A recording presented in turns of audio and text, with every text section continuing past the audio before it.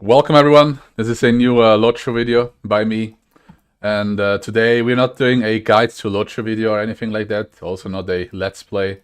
I was thinking about something different, and I was thinking about why not showing you how to do Moria dungeon solo as a hunter at least. So we are here on Treebeard. The current content that you can play on this legendary server is the Mines of Moria, so up to level 60, which is right now then the max content you can basically beat. And today I'm going to show you how to beat the Treasury, the Forgotten Treasury, the Grand Stairs, and Fil Gashan all in challenge mode as a hunter solo. If you enjoyed the video, don't forget to like and subscribe. There's also other Lotro videos that I have on my channel. Check them out, you may be interested in. And with that being said, let's start. So the first dungeon we're gonna beat is the Forgotten Treasury. In this dungeon at some point you will have to turn 6 mirrors in the right order, and the order you will see at the beginning how the lights basically shut off. Soon the Forgotten Treasury may become a battleground of terrible proportions. I usually write down the order in chat, and then the reverse of the order is the order you have to switch the mirrors back on. So this is a level 56 dungeon, and probably the easiest one to beat. Eventually I pulled a bit too many here, but it is what it is.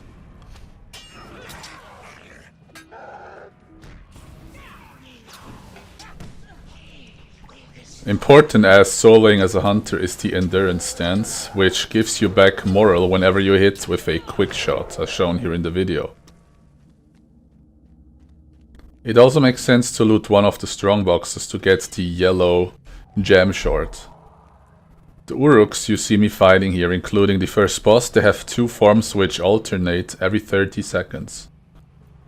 You can also see that in the item description.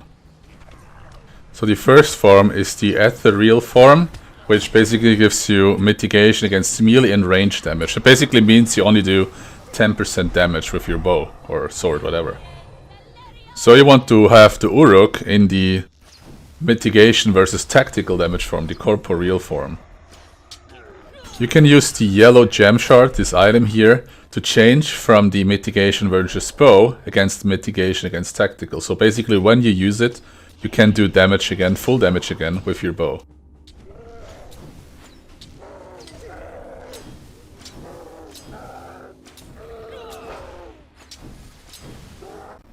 Well, so now basically I kind of rotate around in this treasury here until I've slain all the Urukais and all the ads, so that I can then start turning the wheels for the mirror. For turning the wheels I have a special build where I just max out the out of combat run speed for the find path skill as a hunter. After turning the last wheel we can jump down and get to the second boss.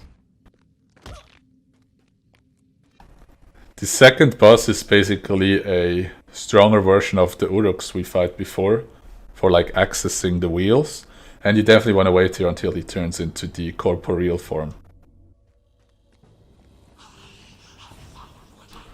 I'm using the red build for this boss. And I forgot to use Burning Flame for this fight as well.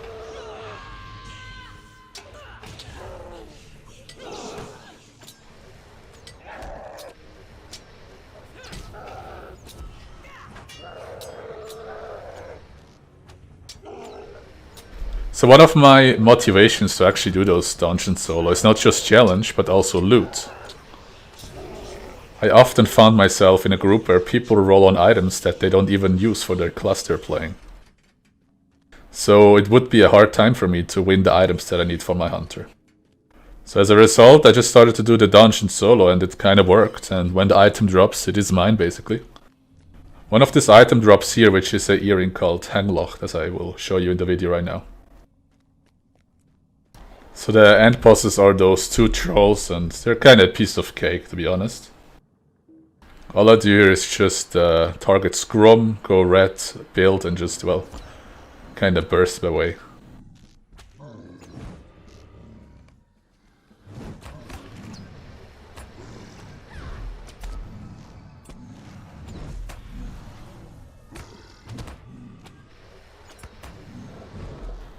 Well, and that's basically it. That would be the first Moria dungeon, level 56, Forgotten Treasury. The second dungeon we are going to look at in this video is the Grand Stairs, and here I'm going for challenge mode. The first boss is quite simple. All I'm going to do for that is switching to red build and burst them down. Keep an eye on those white-haired orcs. I smell rat in our midst.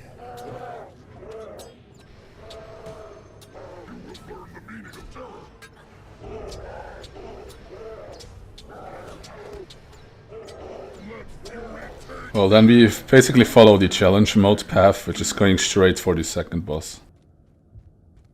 The challenge is first that you have to defeat the second boss within 10 minutes.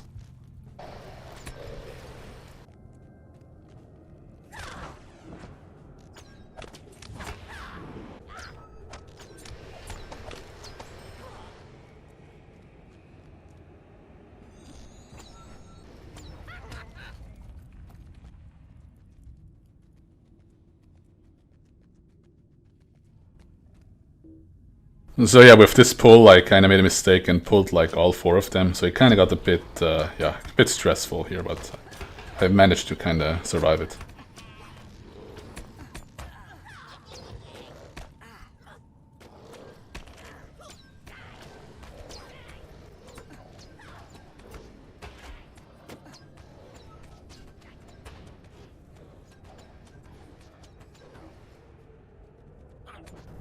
Yeah, let's skip a bit ahead now.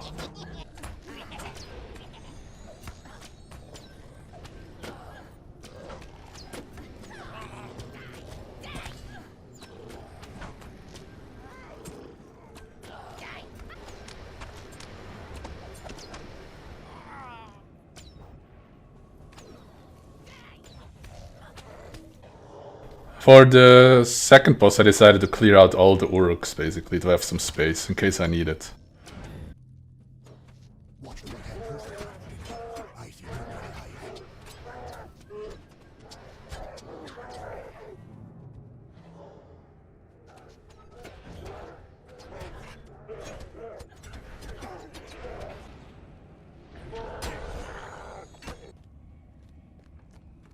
Well, the second boss is also not really an issue. I stay in the red build and just burst them away.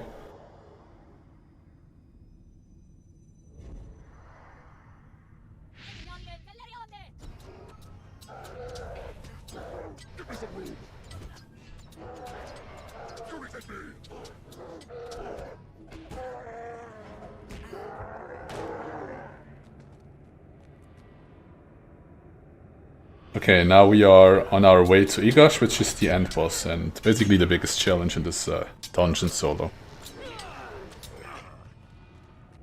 So for that last group, before the end boss, I switched to blue because I needed a little bit more of AoE and movement. Surprisingly, the biggest challenge in solo dungeons as a hunter are just ranged DPS. Which is actually not that surprising, since those are the only adds that can actually hit me. I can pretty well manage melee mobs. So for Igash solo, you want to switch to a more tankier setup. I play this boss in blue with more tankier virtues equipped, and a bluer build which focuses on improving skills such as press onward. For the challenge mode, you're not allowed to kill the Devoted, which is this pale orc that is hunting me next to Igash. For this fight, you want to bring potions such as removing wounds. Igash will regularly put a armor debuff on you, which can increase the damage that you take from both of those. The priority here is to keep your health at maximum. This because Igash sometimes casts a basically map-wide AoE that can hit up to 9000 HP even with virtues equipped that reduce damage from tactical sources. He will start casting this AoE at around 50% HP, and he also will stun you. Be prepared to use press onward, blood arrow and eventually potion to heal up quickly when he does that. Other than that, the strats are quite simple, just kite him around the treasure chests together with the devoted. The treasure chests and all those assets would sometimes block his path to you and will slow him down. What you have just seen is the stun with the fallout map-wide AoE damage. Make sure to break out of the stun and heal up quickly after that to full health. Get away from me, rat. Let the darkness. Until he is basically dead. But you definitely also want to keep a focus on DPS, because the more he stuns and AoE slaps you with his shadow skill, the more pressure you will have to heal up again, since some skills might be on cooldown. Yeah, that was basically the Grand Stairs in challenge modes. This is also a good way to farm those level scaled armor sets, which can drop from any mob and any chest in the world, based on the level you acquired it.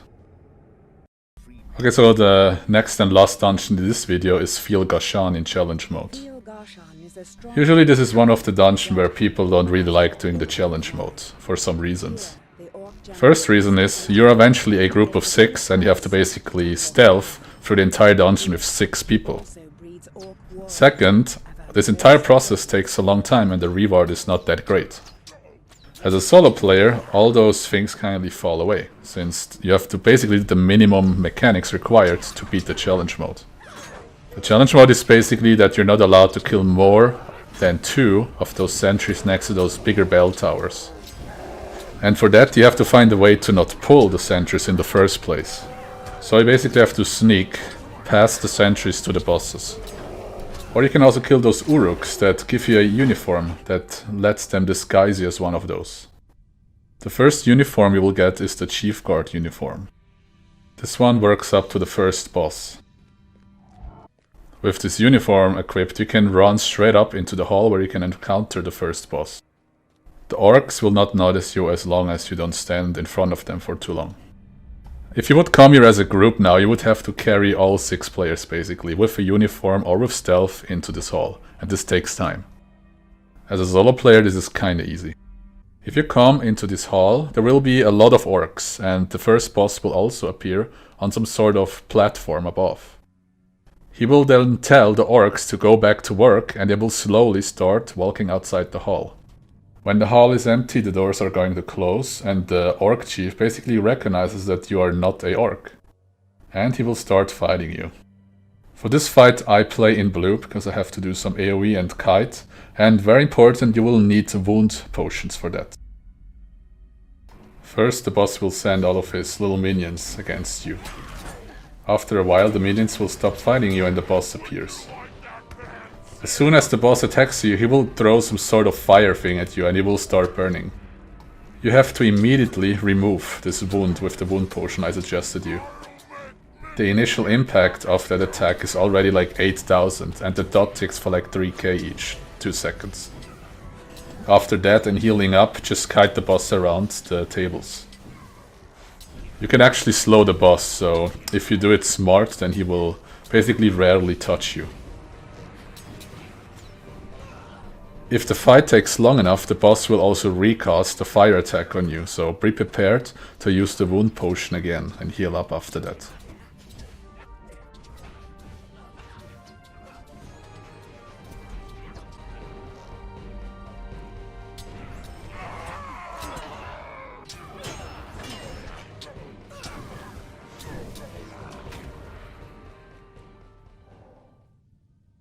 Okay, so important now is this dialogue here between the Uruk lieutenant and the sentry.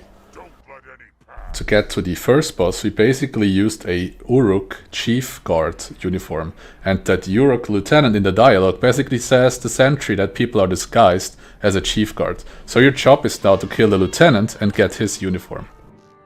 This will also be the second and last sentry you have to kill for the challenge, to not fail. This is a relatively tougher fight against 5 enemies, including a elite master Urukai that can, well, stun you. So it makes sense to go blue for this fight. After you've killed them all, including the lieutenant, you will get the lieutenant uniform. From now on, you will have to use the lieutenant uniform, because the chief guard uniform will not work anymore. Well, you can basically now, disguised as a lieutenant, run straight to the second boss.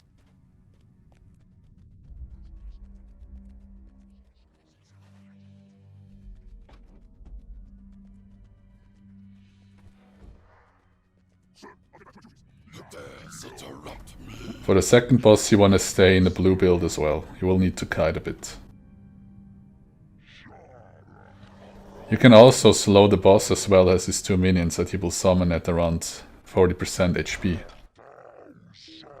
The only small challenge is the third and last phase when he summons the 2 allies.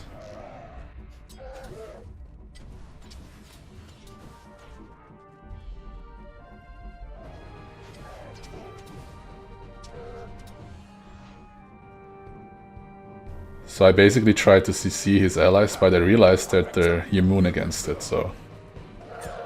Now it's important that when they stun you, that you immediately break out of the stun. Otherwise they do some sort of group maneuver on you and can damage you severely. When you keep them slowed, they will not stun you and you can kill basically the boss in that time. The adds after will stay alive and you still have to kill them, and they can still stun you.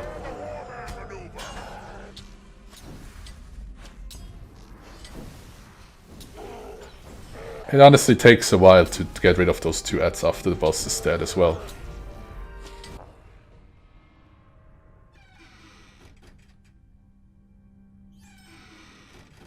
So now, disguised as Uruk Lieutenant again, we can run straight to the end boss.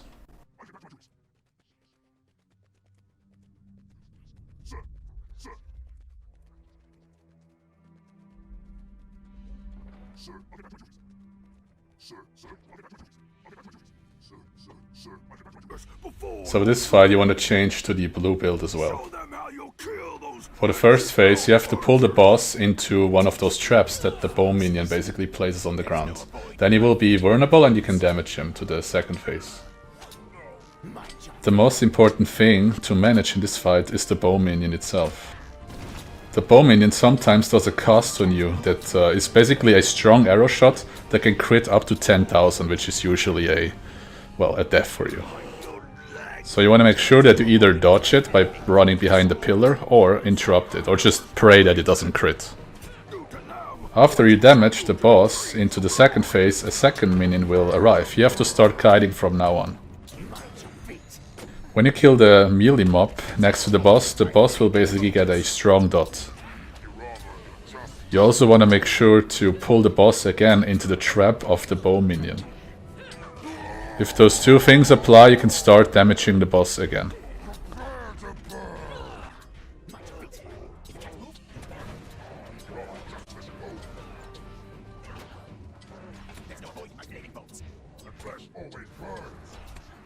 At around 30%, the boss will drop his shield and become vulnerable fully, so you can just start bursting him down then. Also be aware that the boss will also now run in full speed and can hit you a few times.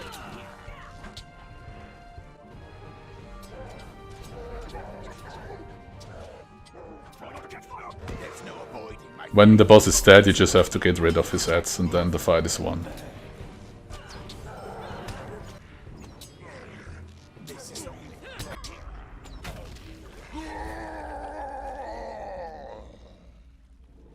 Yeah, and this was basically Fil Gashan solo challenge mode. If you can somehow manage to do everything first try, you can beat the dungeon in around 7 to 8 minutes, which is quite impressive. So yeah, that was basically it. That was the Forgotten Treasury, Grand Stairs, and Fil Gashan solo as a hunter. And in the next video I'm going to show you how I beat Scumfil and the 16th Hall as a hunter solo as well. If you enjoyed the content, feel free to like the video, subscribe to the channel if you want to see more, and I highly suggest you to check out my Twitch channel. I usually stream, every day, around 6-7 PM Central European Time Zone. With that being said, have a good day, have a good night, and I see you in the next video on my channel. Bye.